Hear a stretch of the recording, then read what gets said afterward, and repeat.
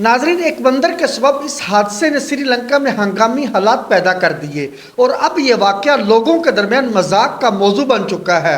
اتوار کی صبح سری لنکا میں ایک غیر معمولی واقعہ پیش آیا جس کے باعث پورے ملک میں بجلی کی فراہمی معطل ہو گئی۔ یہ بریک ڈاؤن جنوبی کولمبو کے ایک اہم گریڈ اسٹیشن میں خرابی کی وجہ سے ہوا، جس کا الزام ایک بندر پر عائد کیا گیا ہے۔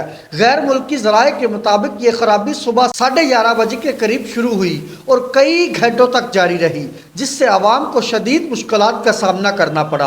اسپتالوں کو ایمرجنسی جنریٹرز کی مدد لینا پڑی اور روز مرہ کے کاموں میں خلل آیا۔ سری لنکا کے وزیر توانائی کمارا جیاکوڈے کے مطابق بندر نے گرڈ اسٹیشن میں گھس کر الیکٹریکل سسٹم میں خرابی پیدا کر دی، جس کی وجہ سے پورے ملک میں بجلی کی فراہمی متاثر ہوئی۔ 3 گھنٹے کی محنت کے بعد حکام نے بیشتر علاقوں میں بجلی کی فراہمی دوبارہ بحال کر دی، تاہم مکمل بحالی کے لیے اب بھی انجینئر اور دیگر عملہ سخت محنت کر رہے ہیں۔ یہ پہلا موقع نہیں کہ سری لنکا کو بجلی کے بحران کا سامنا ہوا ہو۔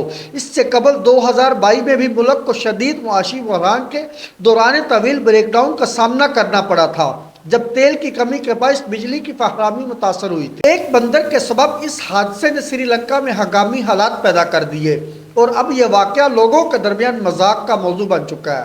شرارتی بندر نے پورے ملک کی بجلی کیسے بند کی؟ واقعے نے سب کو ہنسنے پر مجبور کر دیا۔